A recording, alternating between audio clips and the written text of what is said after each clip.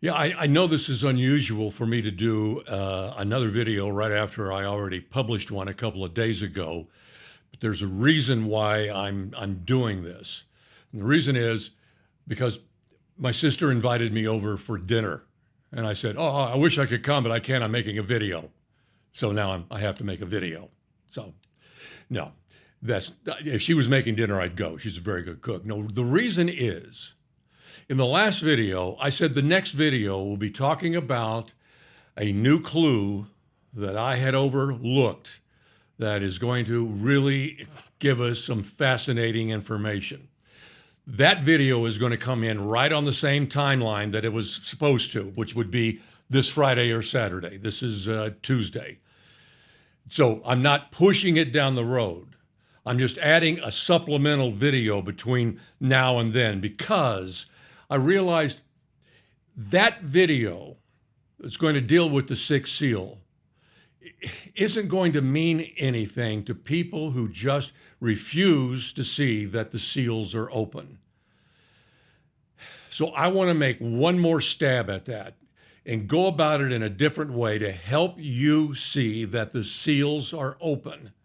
Now, when I say the seals are open, that does not mean that everything inside those seals is active and is about to happen. Not at all. Not at all. That's not what I mean.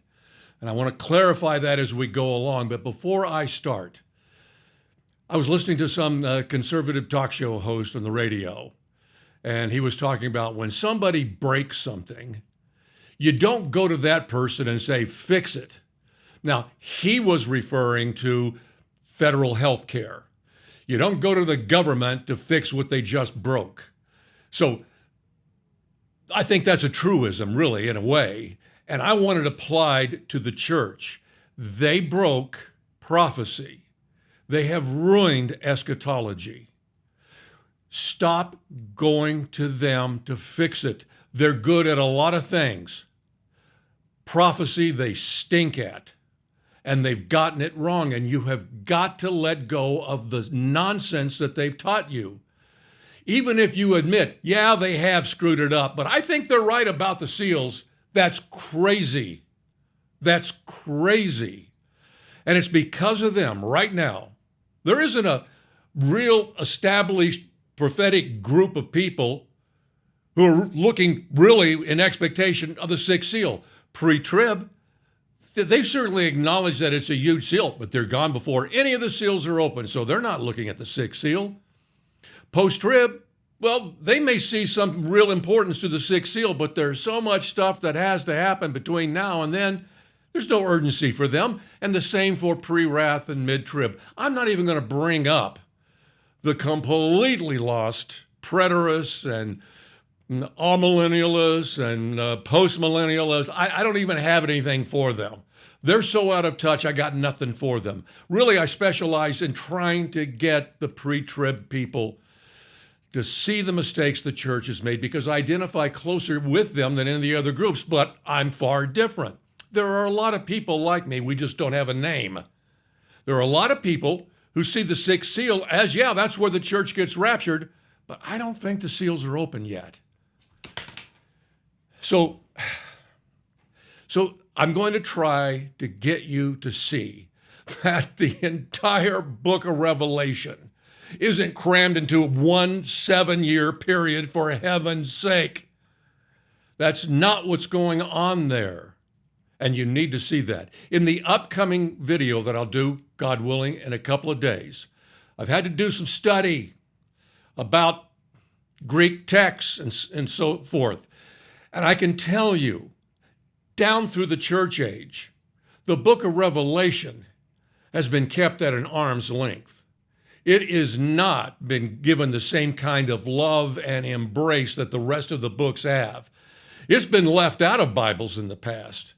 People don't know what to do with it. They know it's inspired, so they're stuck with it, but they don't know what to do with it. It's been an afterthought for centuries. But have you noticed? It's not an afterthought these days, is it? People want to know. And that includes many, if not most of you. But if you want to know, let go what the church taught you. brush it off the table, start fresh, and look at what the Bible is teaching us. So the first thing I want to ask you as we make this effort for you to see, so that you can get excited about the new clue. It's exciting, but it's not going to mean anything if you can't get past the seals are open. Let me ask you, when John chapter 5, he is in the throne room of heaven. He's been called up there, he's there. The scroll is extended by the hand of God Almighty, and they're looking for anyone who is worthy to take the scroll out of his hand. And they can't find anybody. John starts crying. And then they find the Lion out of the tribe of Judah, the root of David. He is worthy. And he presents himself as a lamb slaughtered, a lamb that looks like it was just slaughtered. When is this time that John is seeing? Remember, he is told, write down the things that you've seen and the things that are and the things that will be. Past, present, and future. Write them all down that you're going to see. When is this event? When did this event really take place? Because it really did take place, I believe. When did it take place? It had to take place between Christ's crucifixion and when he comes down to earth and says, all authority has been given unto me in heaven and earth. And then he says, go forth into all the nations, and gives the Great Commission. It has to happen between then, the crucifixion, the sacrifice, and him coming down and announcing that all authority has been given to him in heaven and earth. This is the moment that happens. When he takes that scroll, that's when all authority in heaven and earth are being conferred to him. He is given all knowledge, and he becomes the executor of that document. It's a Kingsman Redeemer document. It's an inheritance document. It's the plan of God document. It's everything. It's everything. And finally, the Father has someone worthy to take it and can begin activating that scroll. But it's just like contracts that are signed today. When you sit down and you have, say, an employment contract, let's say you're the greatest salesman anybody can find, and the pharmaceutical industry wants to hire you because you're the best darn liar on the planet. And they say, we want to give you a special contract. We're going to give you $1 million a year, okay? Now, when you lie your rear end off enough, and you've sold $100 million worth of our products, this clause is going to kick in. And it's going to elevate all of the benefits and your salary. And the lying salesman goes, well, can I have that right now? No. So you've got to trigger that. And you can trigger that by selling $100 million worth of our products. This is true of sports contracts, you name it. You're looking at the entire document, but there are trigger points in the document. When this happens, this clause kicks in. And when that happens over there, this clause kicks in. Sometimes it's bad. If you get arrested for doing something immoral, how they will deal with that clause kicks in. So the document that Jesus takes is going to be of that nature, but it's going to be perfect. It's brilliant, as a matter of fact. Things are going to be activated, and they are going to trigger other elements of that document. Notice carefully. Try and be open-minded about this. John is sitting there, or standing there, or kneeling there, and he sees Jesus take the document and he opens the seals. When he opens the first seal, one of the four living creatures who's right there with John, it's happening right there, real time, live time for John, he yells out like thunder, come. What do you think come means? It's in the present tense, and it means pronto, now, in John's presence. And the white horse steps forward. It hears the command, and it releases. It goes forth conquering and to conquer, or overcoming, because it's there to overcome. It is real time. John is there as a witness to see that scroll that Jesus opened is now active. He didn't open the seals and everybody just stood around and said, well, what's going to happen next? It's going to be a while, guys. No, immediately it became active. The church, the white horse rider, is going forth to fulfill the Great Commission. The irony is, John was down on earth when he saw the aftermath of that, when Christ came down and said, all authority has been given to me in heaven and earth. He had already taken possession of that scroll. And he says, go forth into all the nations. Go into the enemy's territory and teach them of me and baptize them in the name of the Father, the Son, and the Holy Spirit. So this is what is happening. The moment the Messiah has earned the right to do it, it becomes active. When he opens the second seal, the same thing happens. Another living creature thunders out, come. And that's why it's always said with an exclamation point in your Bibles. It's emphatic. Come. It's not an option. It's a demand. You come. And the black horse, or is it the red horse that comes next, comes. It walks out. The power of hell is now going to ride right alongside the church. All four of those horses go through that same routine. The seal is opened, a living creature says, come, and it goes. And now that scroll is active. And now from this point on, it will trigger the various elements that still remain inside that scroll. For instance, if the church is going forth, like it did 2,000 years ago and has been running through the centuries for 2,000 years, if it's going forth with hell at its heels, throwing everything it can at it, what's going to happen? There are going to be casualties. That triggers the fifth seal. He looks under the altar, and there are the souls of the martyrs.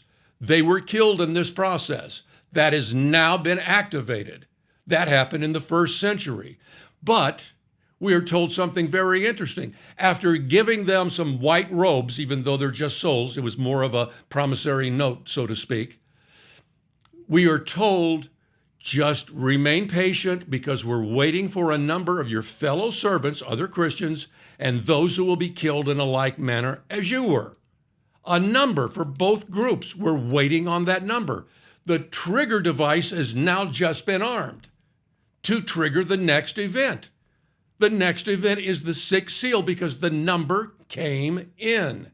And that's where John looks into heaven and sees a sea of people wearing white robes. They're not souls, they're people, they're beings with bodies. This was the trigger event. The fifth seal triggered the sixth seal. But there's something else that got triggered. Notice at the sixth seal, it talks about the stars falling to earth. Christ talks about that at the Olivet Discourse. We know that Satan and his angels being cast to earth because they just lost the war in heaven. So we just learned something else. When that number comes in, it also triggers war in heaven. When we read the description of the war, the church is very much central. We learn that the church just moved from overcome to overcame. They overcame Satan, just as Christ told them to do.